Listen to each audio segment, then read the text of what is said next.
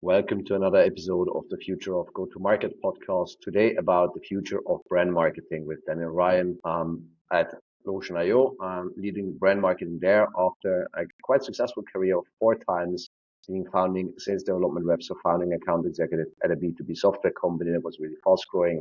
First the Power Spike, then Dory, then Align, then Apollo, and now with Ocean.io. Daniel, tell us a bit more about your journey from being Australian, like now living in Canada. We see like a koala on your LinkedIn banner. We see some snowboards in the background, and also maybe one or two things that people can do in terms of brand marketing that has a fast impact. Because the discipline is not as pick up the phone, call somebody, book a call, do it right now. It's something that takes a bit of time. Yeah, for sure. So, hey everyone. First of all, thank you so much for having me, Emmanuel. Really excited to dive in today. As far as a little bit about me, I got into the position I'm in from really sort of I quite often do like retros. So I'll be like, what did I do last year that I liked? And then figure out what I did, and then like rank it and then go that way. And so for me, I never went to school. I never did like college or university or anything like that because I moved from Australia to Canada. My visa situation didn't let me go to school. So I sort of just dove into the workforce and sort of figured out what I liked, what I didn't like, and then would go and explore that more. And so that is what led me to sales. Ultimately, I'd done a couple jobs where I would sit next to someone and I would do a lot of work and I would watch them all day do nothing, and we both get paid the same, and that really bothered me like internally. And so I think like that made me like gave me the decision of like I want to go work somewhere where I get paid for what I do and not just for being there, because I knew that I was going to work and try and do my best regardless. So I wanted to be paid based on that. So that's what got me into sales. And from my point of view, when I was in the sales world, like the holy trinity of sales was like pharmaceutical, medical supply, like pharma, medical supplies slash tech, or like technology. And I had zero interest in anything on the medical side. So I was like, I want to do like tech and software and whatever. And then obviously now that I've been in the industry a lot longer, I know you can make a fantastic living selling like anything. So, but that was just for, Daniel in his early 20s. But back then, in order to get into tech sales, you needed to have like a computer science degree or like 10 years of experience, was what most of these job postings were saying. So I dove in and just started trying to get sales experience. I sold trailers, and then I sold motorbikes, and then I went and I started working B2B, and I sold beauty supplies for 2 years. And while doing that, the industry was changing, and the bar for entry was getting lower as my experience was getting higher. So right around the end of 2019, start of 2020 was when I really started trying to get into the tech world.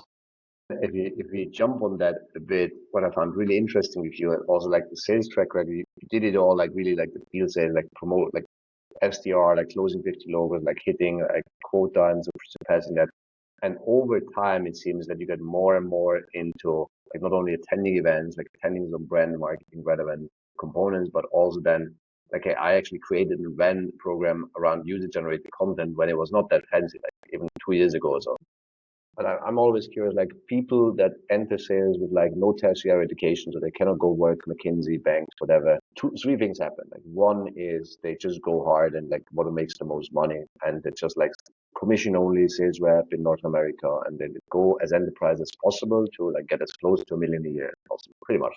Like the Ian Koniak Salesforce #1 Salesforce rep path, and like number two is they get more into solution sales and like strategic and like management position, right? And like I lead the people of like people like me 5 years ago. And there's people like you, which is a bit more rare, right? Like let me sidestep, let me go again earlier stage, and let me go again to a company that hasn't figured that out, that hasn't have the repeatability like Ocean.io, for example, or like Apollo back in times. It wasn't that big, right? In terms of what you did there.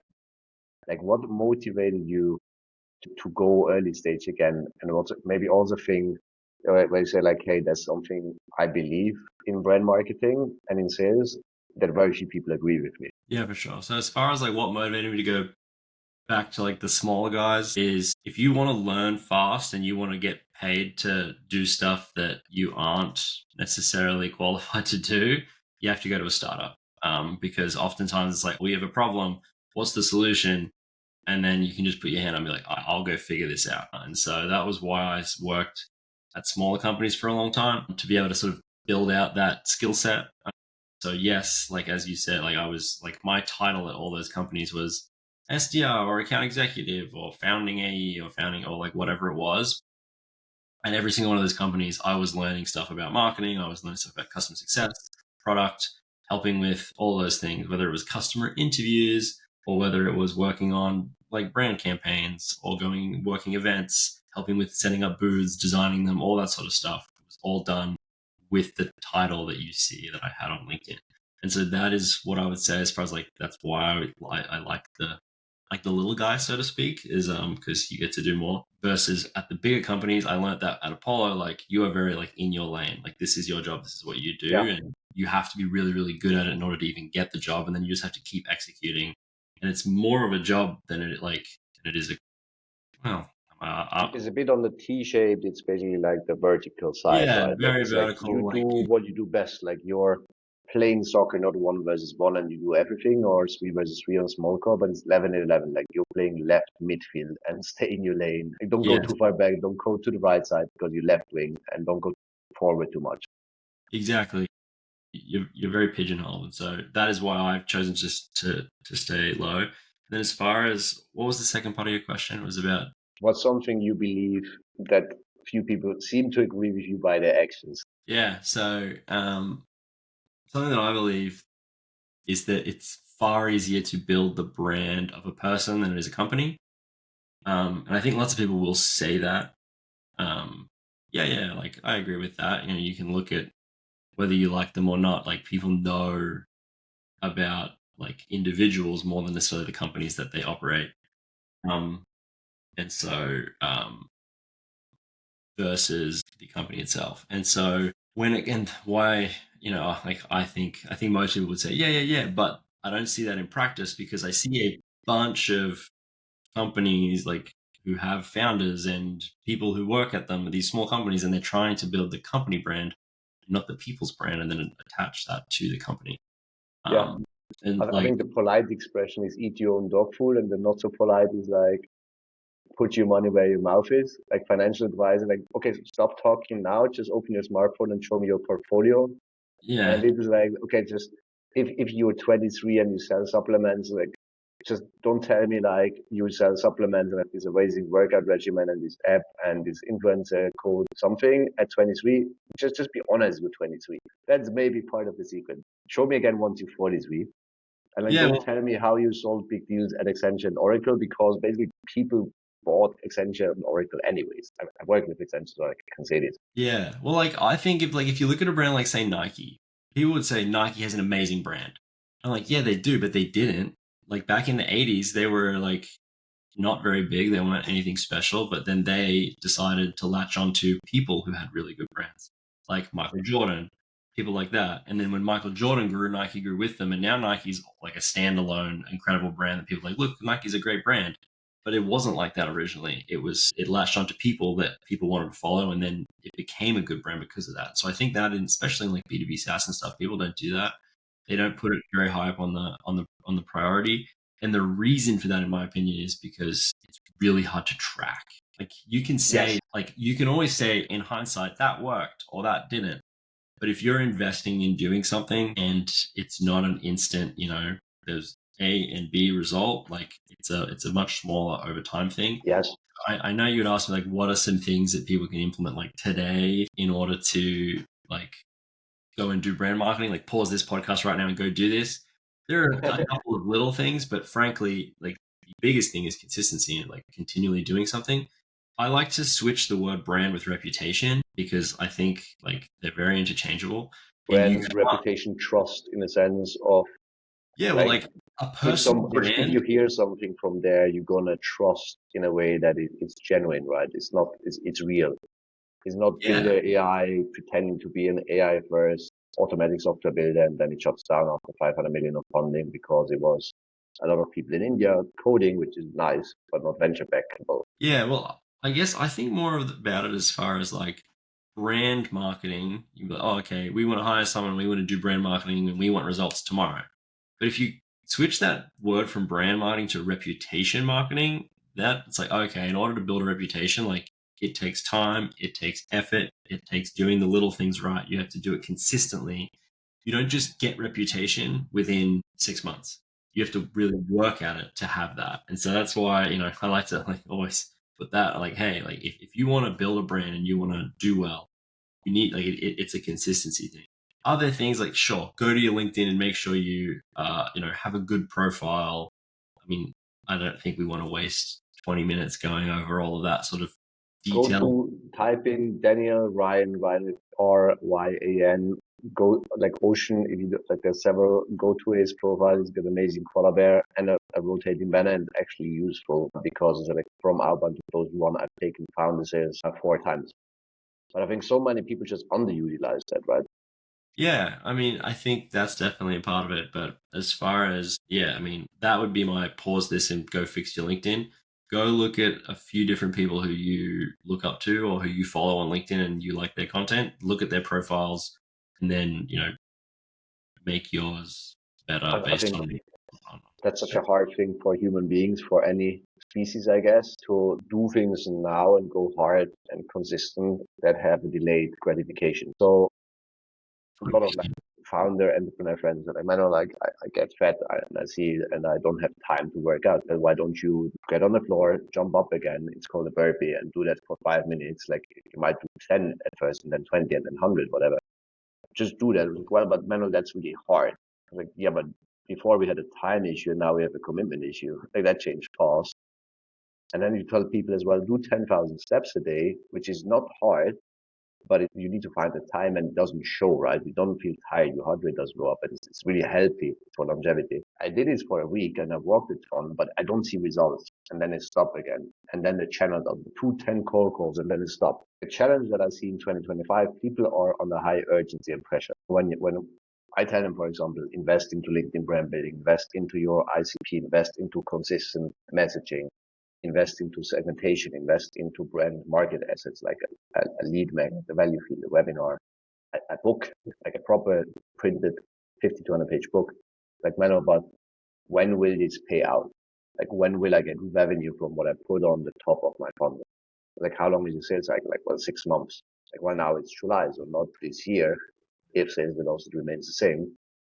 So they keep on doing like short-term things and like shots of something, and they never get to the point where they invest into compounding assets. How do you see that with the advent of AI, where it's technically easier to get some things together, right? Like, I mean, I wrote a 20-page HubSpot guide in 3 hours with the base of my HubSpot knowledge and 100 plus pages of content. That's the hard part. But like, where do you see people leapfrogging progress and getting brand marketing progress done faster versus just lacking in it because they're under so much operational pressure? I think, well, I do think there is, I might answer this question a little differently from how you intended, but like, I think it's possible to see the fruit of brand marketing quickly, or like, let's say, and when I say quickly, I'm saying 3 months. And, if you're willing to do like a 3 month test to see, is this worth investing in and like going harder in, I think you can very easily, then either pour all your chips and all your resources into it or not. So what I did, and this was also sort of the reason why I got interested in the marketing side and the brand marketing over sales, although they're very tied, they're very closely tied. It was when I was an SDR, this was at Dooley.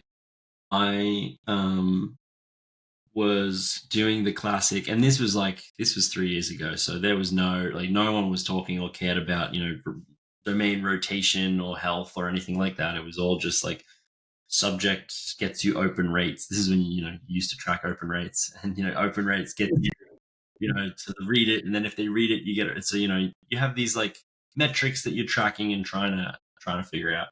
And I was still a relatively fresh SDR. I was within 2 years of starting.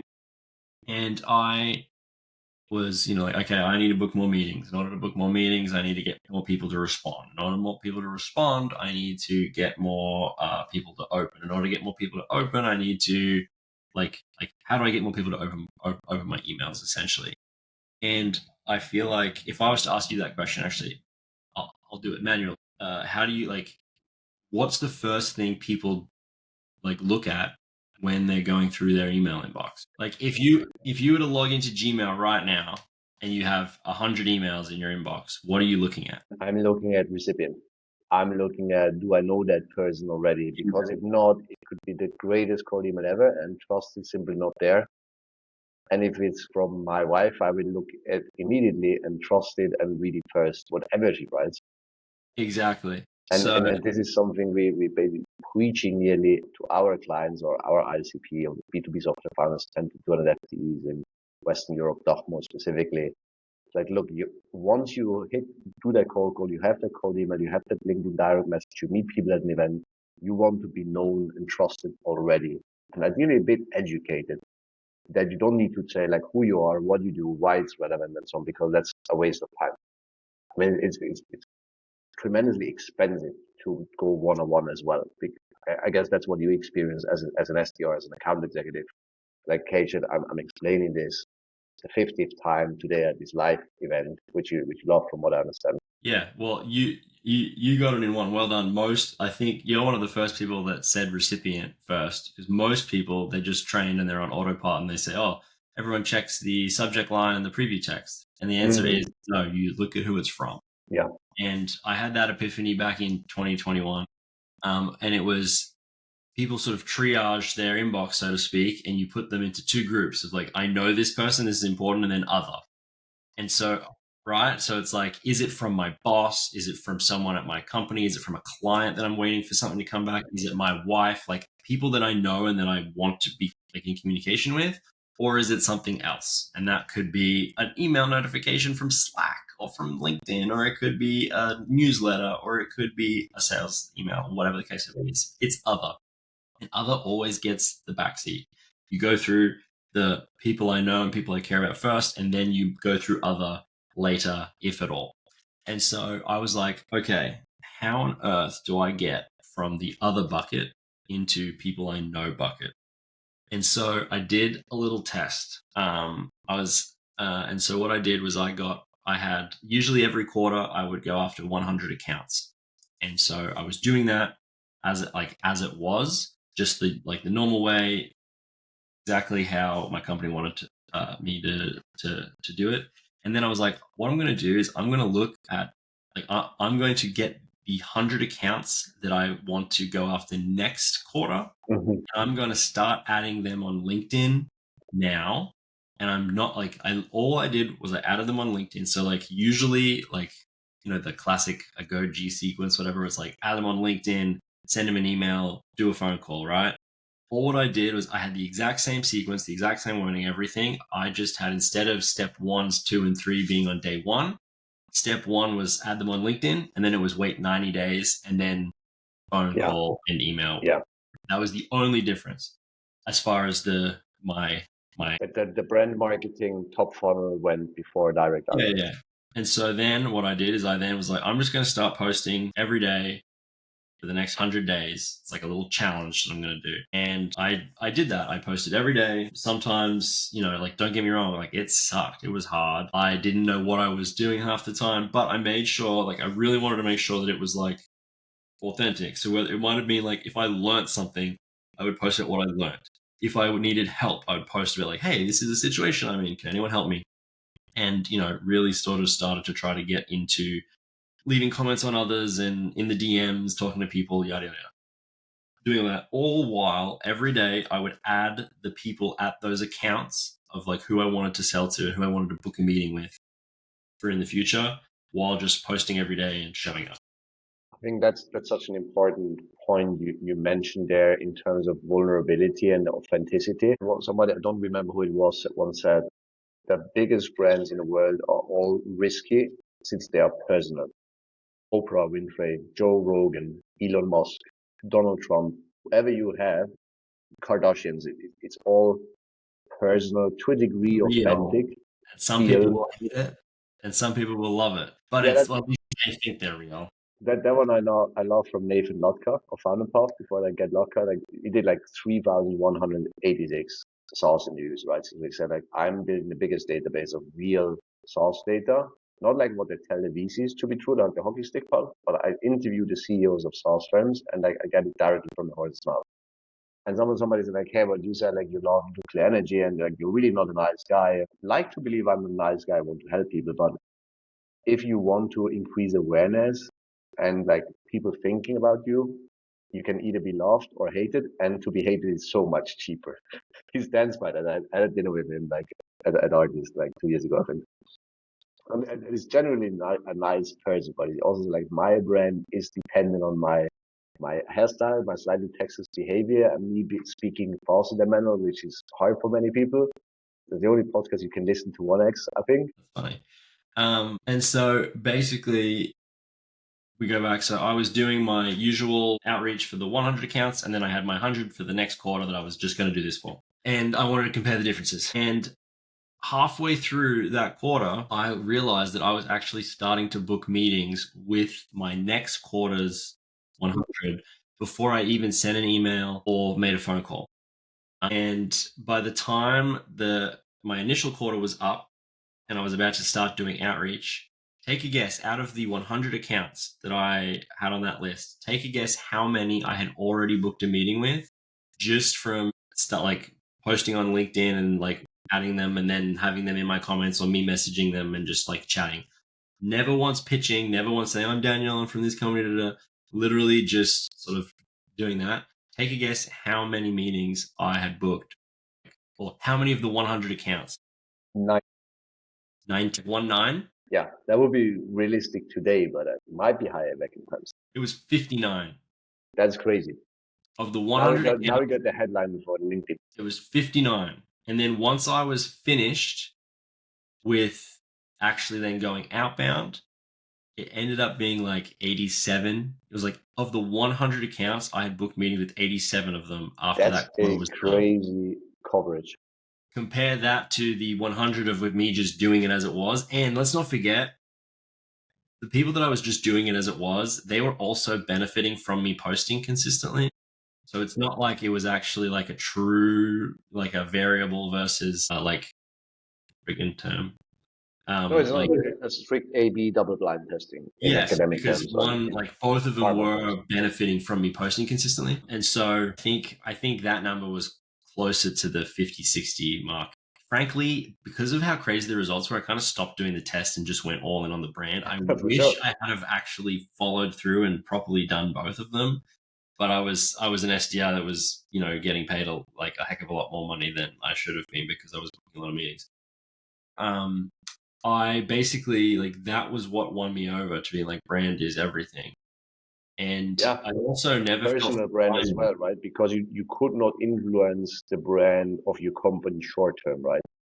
I had this conversation about like, hey, Nike, like how much can you do in a quarter? Like not much. Like it's gonna be same swoosh, same brand, same perception of you Michael can do Jordan back your in times. personal brand quickly Yeah. if you do the right things. And like one of the things that I did, which I found super, super valuable, was doing coffee chats. Like for me, it was all like I would tell everyone like, hey, I strongly believe that you should actually network with your network. If you're up for it, like would you be down for a coffee chat? 30 minutes, no like we can put it on your lunch break, eat lunch while we chat. Like I don't like there's no agenda, there's nothing. I just like to network with people. This was during COVID, so people were more down to do that. I'm not sure how many people want to do that these days if you're like a fresh face SDR. But I was doing that just as like a part of my networking thing. And I ended up giving myself a metric of 10 coffee chats a week, 30 minutes a day, 10 a week, because I would book usually from those 10 coffee chats, I would get about seven to 8 meetings booked as an estimate. That's again still crazy metric. From those. And the reason, like how I did it, and I think this is just more like it would let of the 30 minutes, the 22, 23 minutes of that, it was literally just Daniel, like I see I see your wedding photo in the background. Like, tell me about that. How was that? Oh, like how long have you been married? What's her name? Da da da da. Where do you live? Da da da da da. What are you working on right now? Da da da. Like, literally purely just like networking, chatting, this, that, the other. At that 22, 23 minute mark, I'd be watching the clock and I'd be like, hey, Daniel, I know this is just like this has been such a fun conversation. It's been so great getting to know you. Um, got like only like we don't have a ton of time left. I want to be super respectful of that. I like thank you for giving me this time.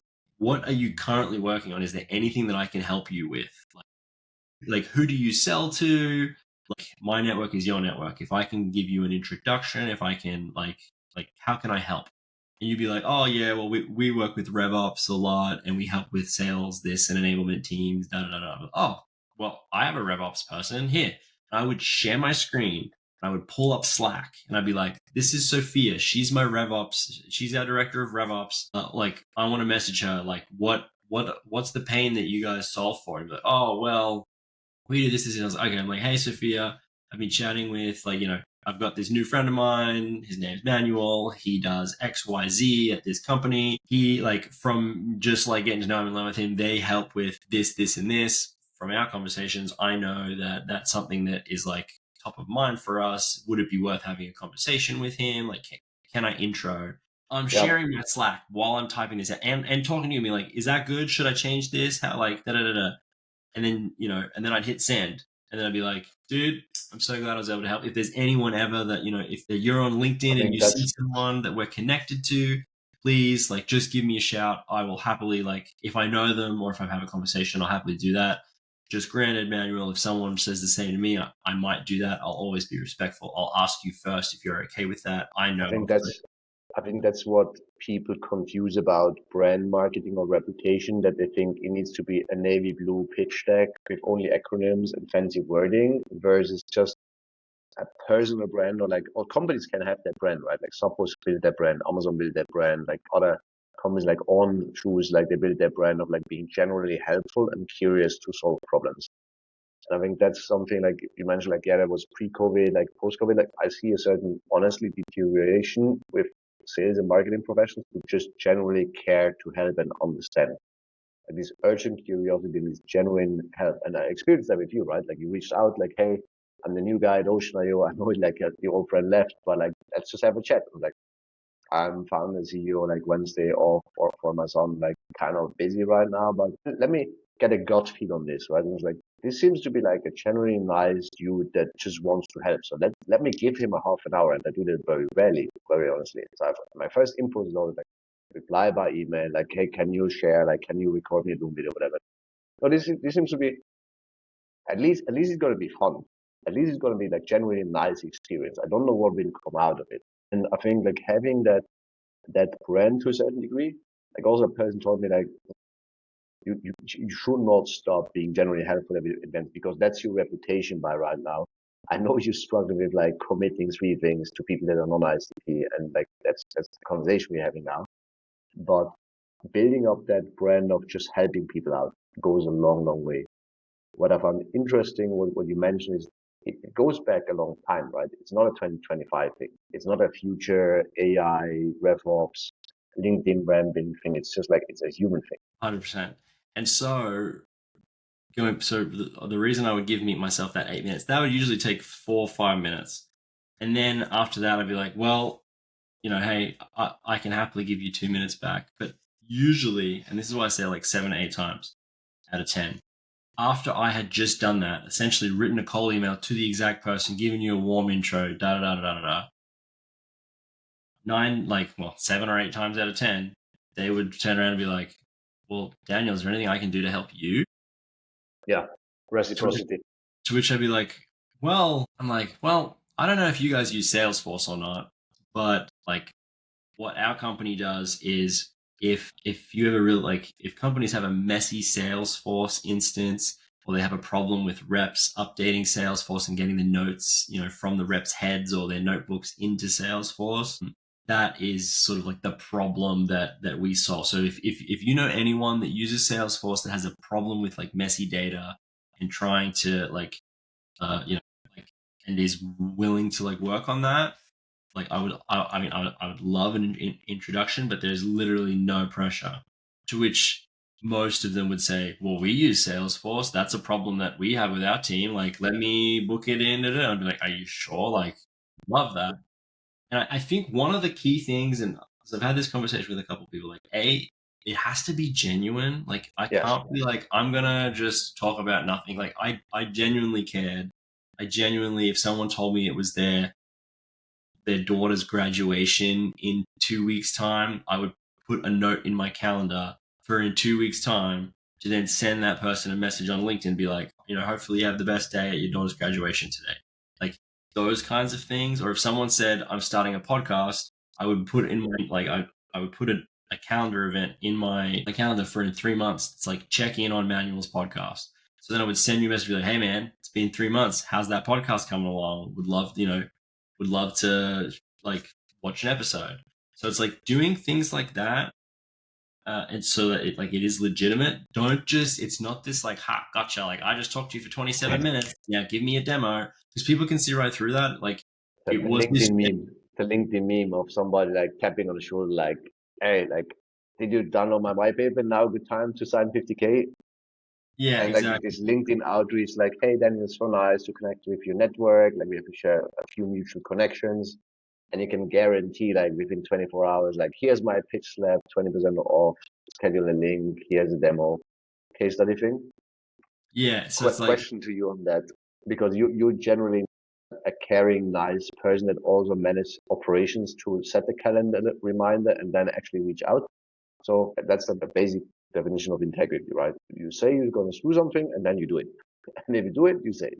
And that's very fundamental of what brand is. For me, brand or reputation or trust is predictability in somebody's future behavior on a certain circumstance. That's what a brand represents. How do you see talent decisions and like who you hire as a company, B2B software firm in 2025 affect your brand? Because sometimes people tell me like, it's just a sales rep, like it's just a marketer. It's just like customer success manager. Man, how much can possibly go wrong? I'd rather pay them 40K versus 60K versus 80K. And I try to explain them that this is their brand to the outside world, right? Like if Daniel is like a very nice or very not so nice person, it affects the brand of Ocean.io. It affected before Dooley and Apollo and so on. This is probably like the belief I have that many people disagree with me that like revenue professions are the brand to the outside world for yeah. the firm. It's not like your source code. No, yeah, 100%. I mean, as far as so, I guess just to clarify, like, is your question like why should someone pay someone more if they have a brand or not? It's more how much do you see people conscious that the people they hire in marketing and sales and customer success, RevOps is a bit more background, but affecting the brand and the perception of their ideal customer profile in the market of who they are. Not what they want to write on a corporate website and a PDF deck and the VC pitch, but like that person only has one exposure. That's the sales rep. Yeah, I mean, well, I personally think that whether you are someone who is actively trying to build your, brand or not, like everyone has one. I think that's what a lot like there is no such thing as not having a brand unless you literally like even if you don't have social media, you still have a brand. It's like I look at it as more like what do people say about you when you're not in the room, right? Like if you have network, you have friends and family and people who like, what do people think of me or say about me when I'm not there? That is my brand, whether I have social media or not. The act of social media and LinkedIn and whatever platform you choose to sort of build on is you just have a little more control over it and you can like help, like, you can sort of create that narrative, so to speak. But as far as how that affects companies, like, first and foremost, I think it makes it a heck of a lot easier to hire someone. You can literally go back and see, like, how does this person operate? How does this person put themselves out into the world in public? If you see things, you're like, I don't want anything to do with that person. Sweet. They probably don't want anything to do with you. It's an easy way to not work with each other. Or if you go, wow, this person is like, they show up for their community, they help people, they clearly have lots of people that want to help them and that engage. Like, it's a massive advantage to have those people. So I think it's good. Like, it's definitely good to hire people with brands if that's sort of where you were going. The one thing I will say is I've seen this like once or like one time is when a company was doing well and it had a bunch of people that had good brands, but then it was, it didn't have product market fit. It didn't end up like, it was just one of those classic SaaS companies that ended up having to lay people off and things like that. Obviously, if you have a bunch of people that have like 100,000 followers or whatever, and then that person gets laid off, and then they share, I just got laid off. Then people start like people then oh, you got laid off, weren't you at XYZ company? And then that company comes under sort of under the gun a little, maybe more heavily than if they didn't have a brand. Especially in today's world where you have way less control what people share, like even if it's just a WhatsApp status, which you're never going to see or so. Yeah. So like but then again, as long as you as the company doesn't do anything shady, you have nothing to worry about. It is like I've seen companies where, they basically screwed over people, and then they were so upset when the person who got screwed over, who had 60,000 followers, was like, guys, I got screwed over. They did this, and this. Like, You fired me obviously. as a bad leaver, like, and lost all my stock options as a C-level, and you just fired me because you messed up. Yeah, or like I closed a massive deal and then they didn't want to pay my commission, so they laid me off, not like because I didn't have enough pipeline, even like, or like, like they're gonna like, but reality is someone without a following can post about that and it will go viral anyway. So if that's the reason you're not going to hire someone, it's because, oh, like what if we do something shady and that like. Yeah, I think that's like not signing a non-disclosure agreement before going into deep negotiations or like a big deal, right? It's like I had one person like, and that person was always like, I need to read the NDA. We need to change the NDA. I'm like, why? And like the fastest way to break trust, like, yeah, but here's severance. Like it says, if we share your sensitive document, I need to pay $100,000. Like, will you share the document? Because if not, it's irrelevant, right? Yeah. So if you send an NDA to me, like my team is like, could you sign this NDA after properly reading through? Like, I'll sign it because we don't zero intention of sharing sensitive information. And someone's like, hey, but sometimes people enter a sales call with me or if somebody of my team is like, hey, I already spoke to 4 of your clients. I was like, in the beginning, I was like, like what do they say? But I mean, it's not in my control anyways. I can only do the best of my abilities to hire and retain and develop the best people I can, so they provide the best service they can, so that builds the best reputation, brand, trust in the market I can, and then that's the brand, right? I think brand is something like a lagging indicator in a way of like what you put in and who you are. I think like Will Gadara, like excellent book on Unreasonable Hospitality, was but like general manager of 11 Madison Park, world's best restaurant at the time. I was like, look, people try to fake Michelin star reviews, but they will experience the restaurant you are, not the one you pretend to be. Like you cannot fake it. You cannot fake a great experience, not consistently. 100%. So yeah, as far as brand marketing, invest in your people, have them, encourage them to be themselves, and good things will happen. I think what a lot of companies try to do with brand is they want to have the benefits of having a good brand, but not have the risk of like, well, what if they say something we don't want them to say, and da, da, da. And it's like, well, you can throttle them a little, like, and like try and stop them from doing that, but you won't get the benefits that you want if you also. Dear employees, please post 3 times a week on LinkedIn, but only within the corporate guidelines using these words out of your life. Yeah. And then people can see through that immediately, and then they say, oh, it doesn't work. So It's also not interesting on a social network. no, I mean, I don't know about you. I can see within seconds when it's not the person who, like if I see, or it cracks me up when it'll be someone who's like never posted in the 4 years I've been connected with them, and then they all of a sudden post this post with bold letters and quotes and this, and I'm like, you literally copy pasted that from a Google Doc inside of your marketing team wrote this. And then if I go click around other people in that company, I'll see like the exact same post from 6 different people and then a different one from 5 different people. It's like, okay. The interesting thing, if you do it well, right, and we're doing this for a living as SalesPlaybook, like full disclosure, as LinkedIn brand building and like ghostwriting bit, and we've seen it with like 4 clients in like rather enterprise that didn't post, like they just reposted, reshared company content, and they posted, and it was arguably hopefully useful content, good content. But I think they went from like 4 or 5 likes, 7 likes, 20, whatever, to like triple digit, like 1 4 digit. And they're like, well, this is crazy. Can we do this now every time? LinkedIn endorses a little boost in the beginning to get you going. Like first shot is free, how you say in certain industries. But it also after that, if you do it well, like people generally appreciate it because it's not oversaturated. It's like if I post every day, like my post, like 90 will be like, okay, not a manual post, whatever, I guess.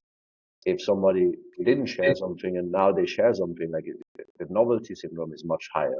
Maybe last question from my side. Yeah.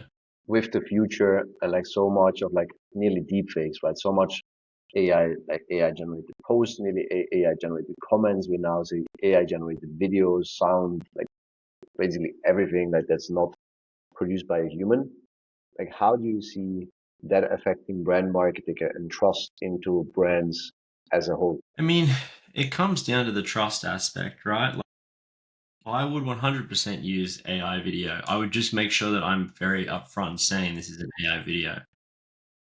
That just don't trick people. Like, I don't think people care. Like, I get sent memes from my brothers of like Yetis that look like that pretend that they're like vlogging in the woods and stuff. Like, I know it's AI. I'm expecting it to be AI. I still watch it. I still think it's funny. It still, makes me laugh. Haha. It would be if, like, use all of that stuff. Just don't try and trick people. If don't try and tell them like this is a real thing that we did. Be like, hey, like this is an Yeah, AI video that our marketing teams put together using this tool. Check it out. And then people can watch and be like, wow, that's really good. I would almost believe that.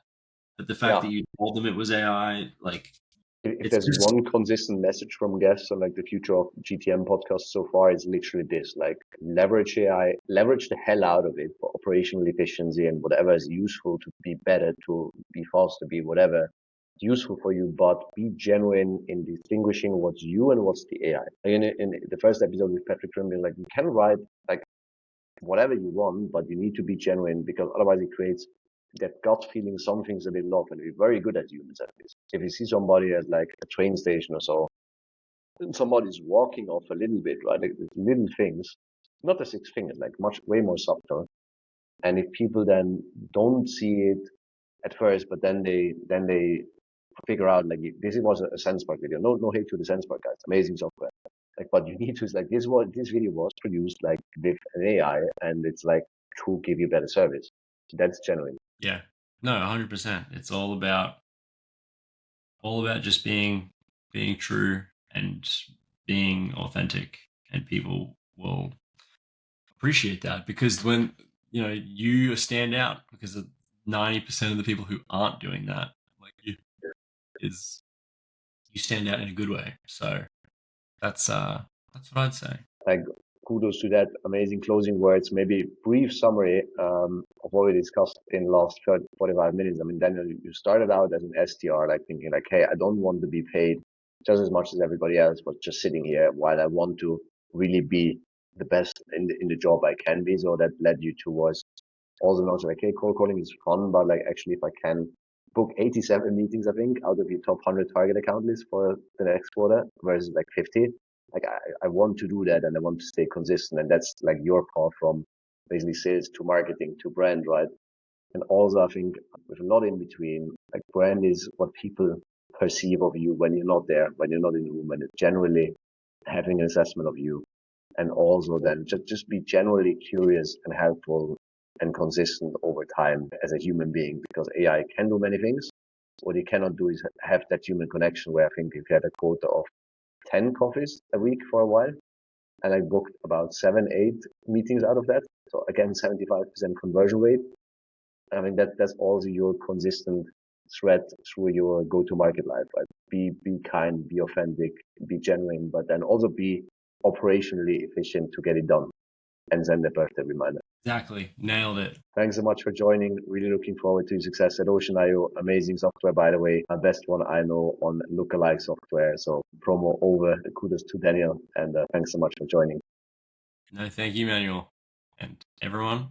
Go out there and be authentic.